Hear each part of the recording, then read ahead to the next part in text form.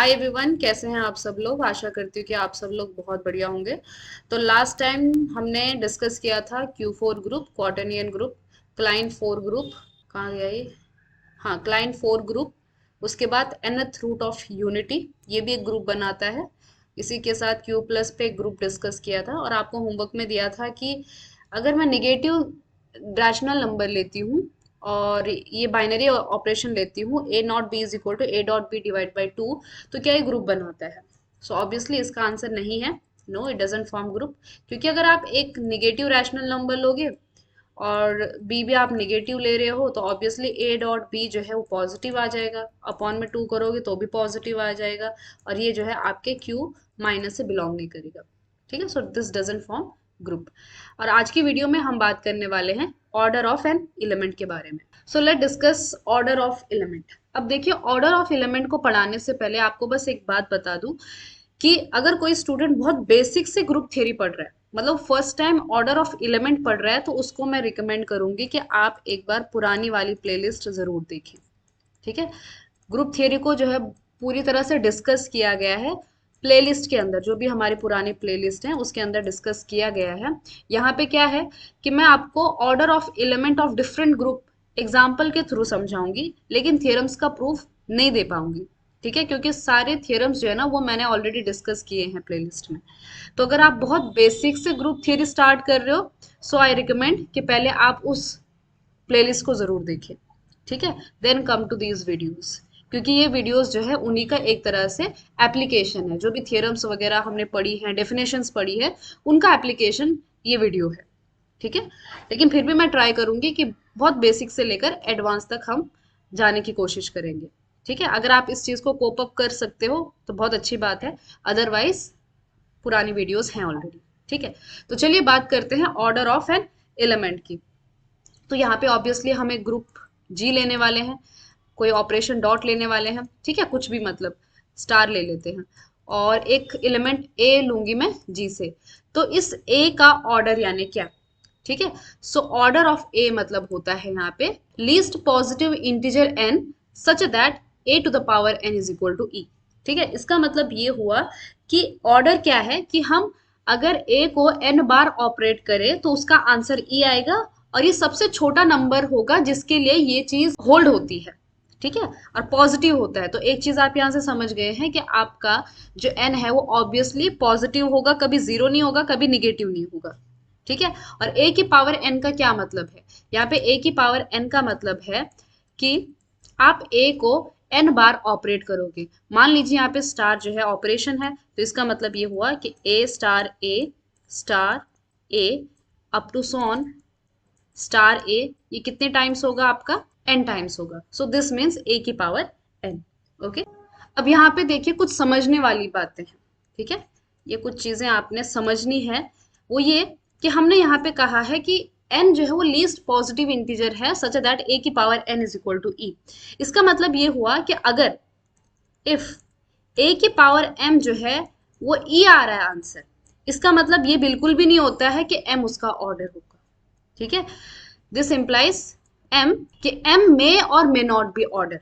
ठीक है, तो अगर ए की पावर एम आ रहा है तो इससे कोई गारंटी नहीं है कि एम जो है उसका ऑर्डर होगा। क्योंकि देखो, अगर ए की पावर एन जो है वो ऑर्डर है तो ए की power N is equal to E के बराबर हो जाएगा। ए का पावर अगर एन है तो ए की power N is equal to E के बराबर हो जाएगा। सो ऑब्वियसली मान लीजिए मैं दोनों तरफ स्क्वायर कर लेती हूँ। ठीक है, तो ए की पावर एन का स्क्वायर, स्क्वायर मतलब आप समझ रहे हैं ए की पावर एन को मैं दो बार ऑपरेट कर रही हूँ, ये इसका मीनिंग है, विच इज इक्वल टू ई का स्क्वायर। ठीक है, तो ये क्या हो जाएगा? ए की पावर टू एन, ऐसा हम कर सकते हैं, which is equal to E आ जाएगा। ठीक है, बट यहाँ पे जो है ना टू एन, ये एन से क्या हो गया? बड़ा हो गया है। ठीक है, सो यहाँ पे लेती हूँ मैं कि order of a is equal to n. उस केस में ये सारी चीजें हो रही है तो ए की power to N is equal to E आ गया। तो हियर, बट हियर आप ये कह सकते हो ऑर्डर ऑफ ए जो है वो दो एन नहीं है।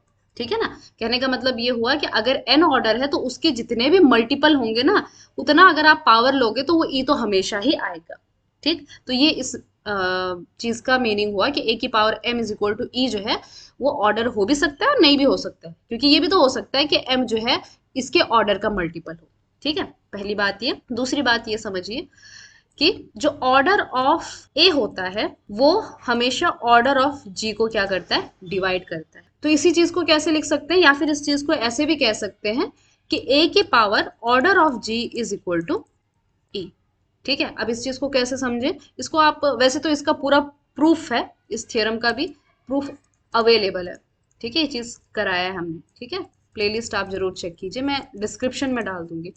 हाँ, तो आप इस चीज को ऐसा भी याद रख सकते हैं कि देखो, हमें पता है कि लैग्रेंजेस थ्योरम से क्या बता सकते हैं कि order of a G, order of a subgroup divides order of G, है ना। तो हम ए से जो है ना एक सब ग्रुप बना सकते हैं। ठीक है, ए से हम एक साइक्लिक सब ग्रुप बना सकते। ठीक है, अब इससे क्या हो जाएगा कि इस साइक्लिक सब ग्रुप का जो ऑर्डर होगा ना वो इस ए के ऑर्डर के बराबर ही होगा। ठीक है ना, क्योंकि ए से जनरेट हो रहा है।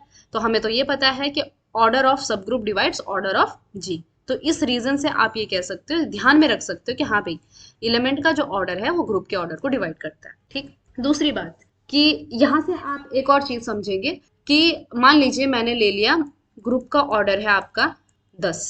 ठीक है, तो हमें ये चीज पता है, वी नो कि order of an element divides order of a group. ठीक है, तो पॉसिबल ऑर्डर क्या हो सकते हैं, देखिए पॉसिबल ऑर्डर ऑफ एलिमेंट्स क्या हो सकते हैं, वो हो सकता है जो 10 को डिवाइड कर सके, है ना, क्योंकि order of a element divides order of G. तो इसका मतलब ये है कि 10 को डिवाइड करने वाले कौन से नंबर हुए, 1 हुआ, 2 हुआ, 5 हुआ और 10 हुआ। ठीक, तो एक चीज तो क्लियर है कि जो 3 है ना वो ऑर्डर ऑफ जी को डिवाइड नहीं कर रहा है। ठीक है, जो कि 10 के बराबर है। तो एक चीज यहाँ से क्लियर हो जाती है कि भाई इस ग्रुप के अंदर ना कोई ऐसा एलिमेंट नहीं होगा जिसका ऑर्डर 3। ठीक है, सो आप यहाँ से चीज कह सकते हो कि no element exist of order 3। तो ये इस चीज का फायदा है इस थियरम का। ठीक है, तो यहीं से हम एक और चीज समझ सकते हैं कि अगर कोई नंबर जो है ऑर्डर ऑफ अ ग्रुप को डिवाइड कर रहा है, ठीक है, तो जी मे और may not have element of order D. तो जैसे कि ऑर्डर ऑफ जी 10 है और इसके डिवाइजर हैं आपके 1 2 5 10 है। ठीक है, इसका मतलब ये बिल्कुल नहीं होता है कि इस जी के पास इन ऑर्डर्स के एलिमेंट जरूर होंगे। ठीक है, तो ऑब्वियसली जब भी कोई नंबर जो है ऑर्डर ऑफ अ ग्रुप को डिवाइड कर रहा है, इसका मतलब ये होता है कि वो पॉसिबल है, पॉसिबिलिटी है। ये था ऑर्डर ऑफ ए एलिमेंट के बारे में कुछ बातें जो आपको पहले से पता होनी चाहिए, बट चलो हमने रिवाइज कर ली। अब हम बात करते हैं एग्जाम्पल्स की। तो पहला एग्जाम्पल है आपका find order of each element of Z. Integer की बात चल रही है तो ऑब्वियसली यहाँ पे प्लस बाइनरी ऑपरेशन है। ठीक है, अब देखो इंटीजर के पास क्या एलिमेंट है, इसके पास आता है आपके 0 plus minus 1 plus minus 2 and plus minus 3 and so on infinity तक। ठीक है, अब सवाल ये है कि भाई इसमें इन सारे एलिमेंट्स का ऑर्डर क्या होगा। सबसे पहले तो इन्फिनिटली मेनी एलिमेंट्स है इसके अंदर, और ये जो ग्रुप है ये अपने आप में बहुत स्पेशल ग्रुप है, बाद में आपको समझ में आएगा। तो एक चीज तो क्लियर है कि ऑर्डर ऑफ जीरो क्या है, यहाँ पे ऑर्डर ऑफ जीरो 1 है। ठीक है, क्योंकि जीरो को आप एक ही बार ऐड करो तो वो अपने आप के बराबर आ जाता है। ठीक है, यहाँ पे ये आइडेंटिटी है आपकी। Okay, so you can say कि 0 is equal to 0, so order of 0 is equal to 1। हमेशा ध्यान में रखिए कि एक ऑर्डर का एक ही एलिमेंट होता है, वो है आइडेंटिटी। ठीक है, इस चीज को मैं बोल नहीं रही हूँ, लेकिन आप नोट्स अगर बना रहे हैं तो जरूर लिखिए। ठीक, फिर उसके बाद मैं एग्जाम्पल लेती हूँ 1 का।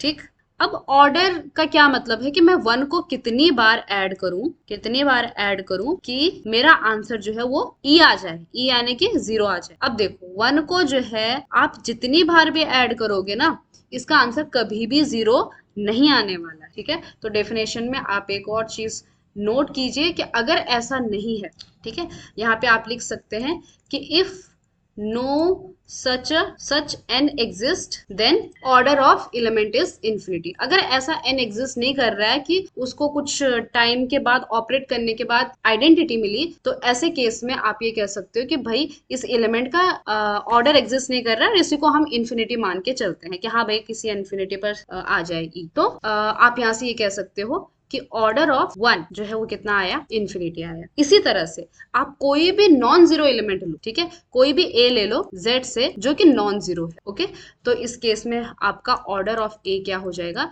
इन्फिनिटी हो जाएगा। तो एक चीज आप ध्यान में रखिए कि इंटीजर के सेट में सिर्फ जीरो ही एक ऐसा एलिमेंट है जिसका ऑर्डर फाइनाइट है, बाकी सारे एलिमेंट्स के ऑर्डर कैसे हैं, इनफाइनाइट है। ठीक, तो यहाँ से एक और चीज देखनी है हमने कि number of elements of order 1 and number of elements of order infinity. So you can easily see that कि number of elements of order 1, एक order का जो element है वो केवल एक ही है और वो 0 है। अब बाकी number of elements of order infinity जो है बाकी कैसे हैं, infinity। ठीक है, तो ये था आपका इंटीजर के अंदर ऑर्डर ऑफ एलिमेंट्स। जिस तरह से आपने अभी इंटीजर के लिए देखा उसी तरह से आप ये कह सकते हैं कि हाँ, अगर आप रैशनल नंबर लेते हैं विथ पॉजिटिव बाइनरी ऑपरेशन, उसी तरह से रियल नंबर लेते हो आप प्लस के साथ, कॉम्प्लेक्स नंबर लेते हो प्लस के साथ, तो यहाँ पे भी वही चीज है जो ऊपर अभी हमने देखा कि it has elements of order 1 and infinity. ठीक है, तो जिस तरह से Z में था उसी तरह से QRC में भी है।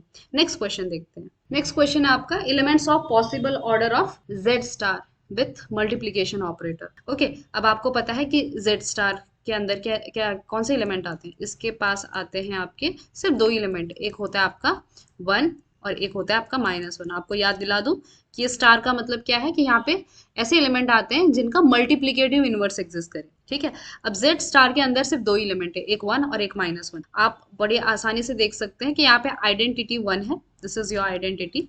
ठीक है, और ऑर्डर ऑफ आइडेंटिटी कितना होता है, 1 होता है, एक ही बार ऑपरेट करना पड़ता है। सो इसका मतलब ये होगा कि ऑर्डर ऑफ 1 तो हो गया आपका 1। रही बात -1 की, तो -1 को कितनी बार ऑपरेट करूं, अब यहाँ पे ऑपरेशन क्या है, डॉट है, मल्टीप्लीकेशन, तो मुझे बीच में मल्टीप्लीकेशन लगाना पड़ेगा। सो -1 इंटू -1 इज इक्वल टू 1। कहने का मतलब ये हुआ कि -1 का स्क्वायर इज इक्वल टू 1। सो जो 2 है ना वो लीस्ट पॉजिटिव नंबर है सच दैट कि -1 का पावर 2 इज इक्वल टू 1। ठीक है, इसका मतलब ये हुआ कि ऑर्डर ऑफ -1 कितना हुआ, बस इसके अंदर दो एलिमेंट है, order of elements of Q star with multiplication. Okay, अब क्यू स्टार मतलब वही रीजन है, वही डेफिनेशन है कि जिसका मल्टीप्लीकेटिव इनवर्स करे ऐसे रैशनल नंबर। अब देखो यहाँ पे भी वही बात है कि यहाँ पे आपकी जो आइडेंटिटी है इस केस में वो आपकी 1 है। ठीक, तो एक चीज तो क्लियर है कि जो ऑर्डर ऑफ 1 है वो आपका कितना है, 1 है। ठीक है, वहीं पर जैसे ऊपर है -1 भी इस सेट में बिलोंग करता है, तो -1 का ऑर्डर कितना है, 2 है। सेम रीजन जो मैंने यहाँ ऊपर दिया है।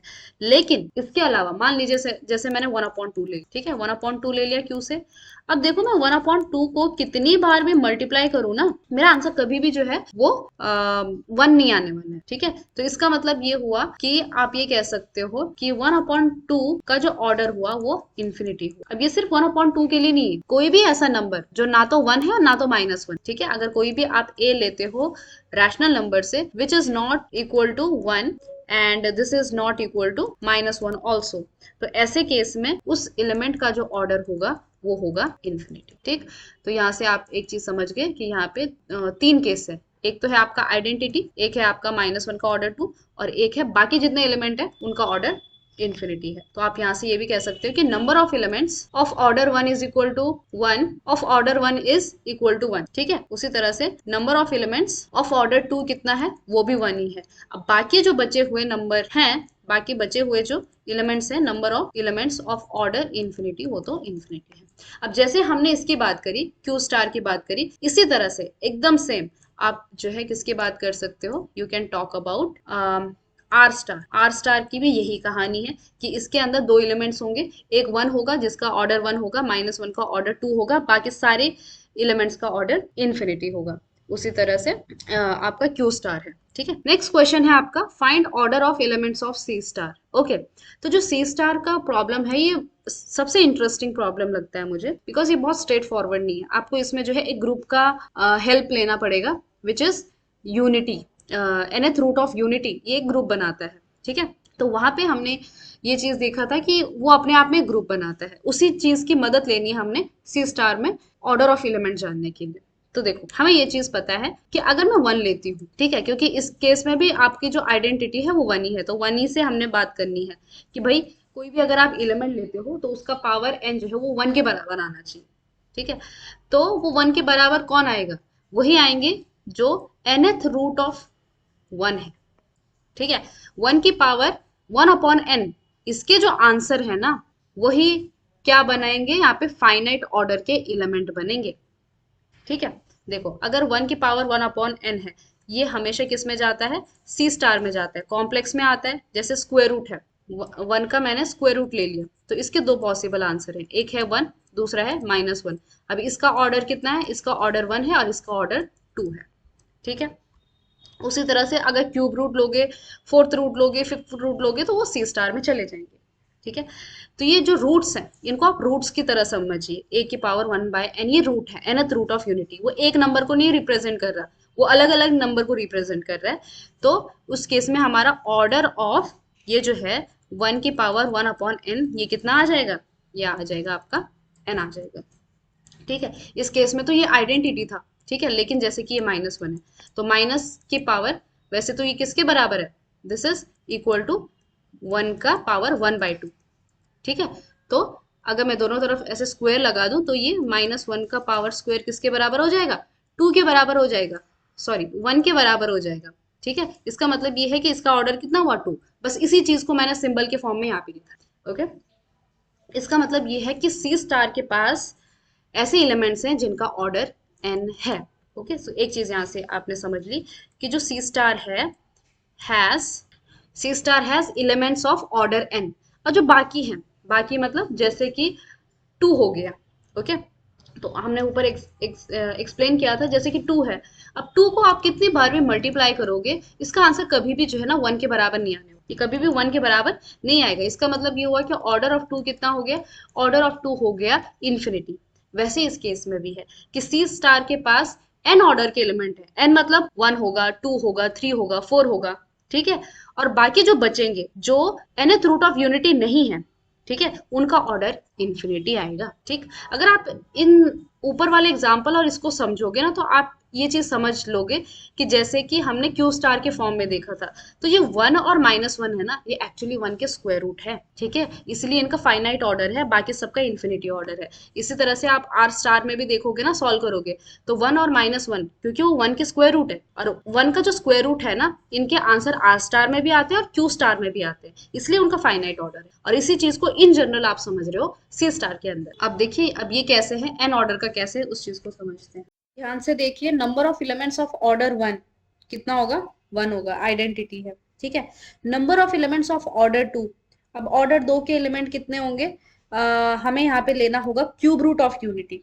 ठीक है, so cube root of unity में एक 1 आता है, एक -1 आता है, और -1 का स्क्वायर कितना सॉरी -1 का ऑर्डर कितना होता है, 2 होता है। ठीक है, क्योंकि उसका स्क्वायर 2 होता है। तो इसका मतलब ये है कि number of elements of order 2 is equal to 1। वैसे ही number of elements of order 3, अब देखो क्यूब रूट ऑफ यूनिटी कौन कौन से हो गए, 1 ओमेगा, ओमेगा स्क्वायर। ठीक है, ओमेगा आपको पता है कितना होता है, -1/2 प्लस आइटा 3√3/2। ठीक है, अब देखो ये तो आइडेंटिटी है, इसका ऑर्डर तो 1 होगा, बचा ओमेगा और ओमेगा स्क्वायर। तो यहाँ पे ओमेगा का क्यूब जो होता है वो 1 के बराबर होता है। इसका मतलब ये है कि ऑर्डर ऑफ ओमेगा कितना हो गया, 3 हो गया। ठीक है, उसी तरह से ओमेगा का स्क्वायर का क्यूब, ये भी कितना होता है, 1 होता है। इसका मतलब ये order of W square, omega square, what ever it is also 3। ठीक, तो यहाँ पे elements of number of elements of order 3 आ गए, 2। उसी तरह से number of elements of order 4, तो यहाँ पे हमें देखना होगा फोर्थ रूट ऑफ यूनिटी, तो वो आते हैं आपका 1 -1 आइटा माइनस आइटा। अब देखो इसका ऑर्डर तो होता है 1, अब देखो -1, यही चीज जो हमने ऊपर रिमेंबर वाले में बात करी थी कि -1 का पावर जो है 4 यहाँ पे 1 के बराबर आ रहा है। इसका मतलब ये थोड़ी ना होता है कि -1 का ऑर्डर 4 हो, दिस डजेंट इम्प्लाई कि order of -1 is equal to 4। ठीक है, ये ऊपर हमने जो थियरम देखी थी, थियरम नहीं कह सकते, एक नोट देखा था, उसका एप्लीकेशन यहाँ पे बता रही हूँ मैं, कि -1 का ऑर्डर जो है यहाँ पे 4 नहीं हो सकता, क्योंकि -1 की पावर 2 भी जो है 1 आता है, ये इससे छोटा नंबर है। ठीक है, तो ऑर्डर ऑफ -1 इज 2, तो ये दोनों तो गेम से चले गए, बचा आइटा और minus iota, and we know that कि माइनस आइटा की पावर 4 जो है वो 1 होती है, और आइटा की पावर 4 भी कितनी होती है, 1 होती है। ये सबसे लीस्ट पॉजिटिव इंटीजर है। इसका मतलब ये हुआ कि number of elements of order 4 कितने आ गए, 2 आ गए। ठीक है, अब सवाल ये है कि क्या आप इसी तरह से, अगर मान लीजिए मैंने 100 रूट ऑफ यूनिटी पूछ लिया, ठीक है, तो अगर उसके लिए क्वेश्चन आ गया तो क्या आप ऐसे करते बैठोगे? नहीं, उसके लिए हमने क्या करना है, छोटा सा फॉर्मूला निकाल दिया है, और वो है आपका फाइव फंक्शन का। Okay, so we know that, मतलब आप यहाँ से निकाल सकते हो कि number of elements of order n in C star वो किसके बराबर होता है, फाइव ऑफ एन होता है। इस चीज को आप ध्यान में रखेंगे, ठीक है। सो ये चीज को आप रिमेंबर करेंगे। Okay, so number of elements of order n in C star is equal to 5n।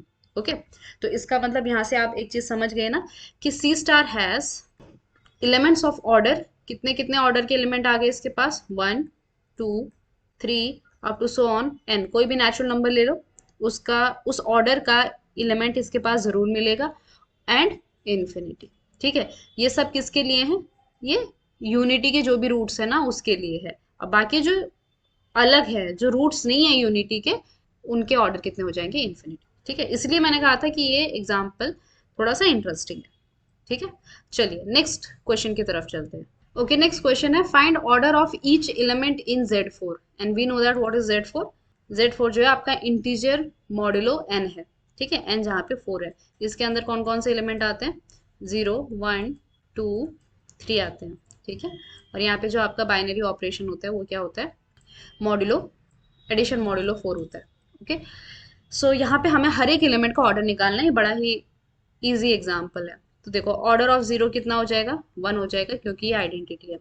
अब ऑर्डर ऑफ 1 क्या आ जाएगा, देखिए 1 को मुझे कितनी बार ऐड करना पड़ेगा कि मेरा आंसर जो है 0 आ जाए। So obviously it is 4 times, 1 2 3 4, 4 bar add किया तो 4 आएगा, 4 उससे आप डिवाइड करोगे तो रिमाइंडर आ जाएगा 0। इसका मतलब ये हुआ कि ऑर्डर ऑफ 1 आ गया 4। आप जो है ना Z4 को थोड़ा सा ध्यान से देखिएगा, ठीक, क्योंकि हम एग्जाम्पल से जो है बहुत सारे स्टेटमेंट निकाल सकते हैं। ओके, 2, तो 2 को कितनी बार ऐड करूं, तो 2 को जो है आप 2 बार ही ऐड कर दीजिए तो आंसर 0 आ जाएगा। इसका मतलब ये है कि ऑर्डर ऑफ 2 आ गया आपका 2। नेक्स्ट है 3, तो 3 को कितनी बार ऐड करेंगे, 3 को हम ऐड करेंगे 4 बार। ओके, सो 4 बार ऐड करोगे तो 12 आ जाएगा, 12 को 4 से डिवाइड करोगे तो रिमाइंडर 0 आ जाएगा। इसका मतलब ये हुआ कि order of 3 is equal to 4। तो यहाँ से आप क्या चीज समझे कि Z4 के पास जो ऑर्डर है ना वो है आपके 1 2 4 4। ठीक है, सो ऑर्डर ऑफ, और you can say Z4 has elements of order 1 2 4। Okay, 1 2 4। ठीक है, और 1 ऑर्डर का एलिमेंट कितना है, 1 है। 2 ऑर्डर के कितने एलिमेंट है, एक ही है, और 4 ऑर्डर के 2 एलिमेंट है। ठीक है, तो आप यहाँ पे नीचे लिख दीजिएगा कि number of elements of order 1 is 1, number of elements of order 2 is 1 and number of elements of order 4 is 2। ठीक है, और इन तीनों को अगर आप टोटल करोगे तो 4 आ गया, 4 क्या है, इसके टोटल नंबर ऑफ एलिमेंट्स है। ओके, नेक्स्ट क्वेश्चन की तरफ चलते हैं, ये है क्वेश्चन नंबर 6। नेक्स्ट क्वेश्चन है find order of each element of group Z10। Okay, तो ऑब्वियसली इसका आंसर बिल्कुल ऐसे ही होगा जैसे ही ऊपर वाला था। ठीक है ना, तो ये आपके लिए होमवर्क है। ठीक, अब यहाँ पे कुछ नोट करने वाली बातें हैं। एक चीज हमने अभी पहले भी कहा था कि जो ग्रुप का ऑर्डर होता है ना उसको एलिमेंट का ऑर्डर डिवाइड करता है। अब आप ऊपर वाले एग्जाम्पल में ही गौर करिए जरा, जैसे यहाँ पे पॉसिबल ऑर्डर क्या है, जैसे 1 हो गया, ठीक है, फिर 2 हो गया, 4 हो गया, ठीक है, ये वाला 1, तो 1 हो गया, 2 हो गया, 4 हो गया। और जो 1 2 4 है ना ये ऑर्डर ऑफ जी को डिवाइड करते हैं। 1 जो है वो ऑर्डर ऑफ जी को यहाँ पे डिवाइड कर रहा है, 2 भी ऑर्डर ऑफ जी को डिवाइड कर रहा है, 4 भी ऑर्डर ऑफ जी को डिवाइड कर रहा है। ठीक है ना, ऑर्डर ऑफ जी कितना है, 4 है।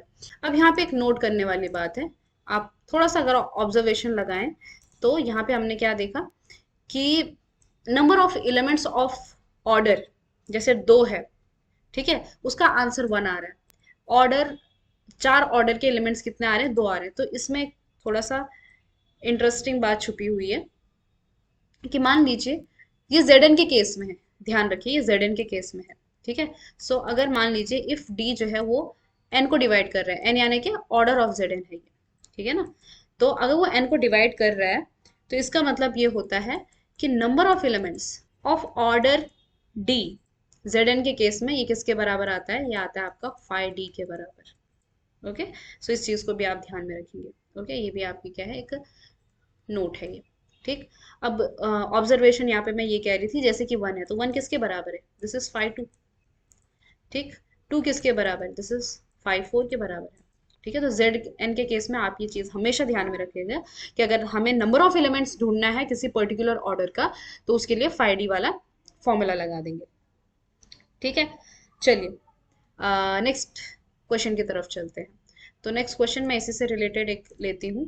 So question is find possible order, possible order of Z100। ठीक है, अब देखो, अब Z100 के अंदर 100 एलिमेंट्स हैं, तो कैसे पता चलेगा कि कौन कौन से पॉसिबल ऑर्डर हैं। अभी हमने ऊपर क्या कहा था कि पॉसिबल ऑर्डर कौन कौन से हो सकते हैं, जो इसके डिवाइजर्स हैं, इस 100 ऑर्डर ऑफ अ जी को ऑर्डर ऑफ एलिमेंट डिवाइड करता है। तो क्या क्या पॉसिबल ऑर्डर हो सकते हैं जो 100 को डिवाइड कर सकते हैं, इट इज जैसे 1 जो है 100 को डिवाइड करता है, 2 हो गया, 4 भी 100 को डिवाइड करता है, 5 करता है, फिर उसके बाद 10 करता है, 15 नहीं करता, 20 करता है, 25 भी करता है, 30 नहीं करता, 35 नहीं करता, 25 के बाद डायरेक्टली 50 करता है, एंड देन 100। तो ये इसके क्या हो गए, पॉसिबल ऑर्डर्स हो गए। आप क्या कर सकते हो, अलग अलग जेड का एग्जाम्पल लीजिए, जेड एन के अलग अलग एग्जाम्पल लीजिए, और एज अ गेम जैसे हम सॉल्व करते हैं ना, उस तरह से कीजिए। ठीक है,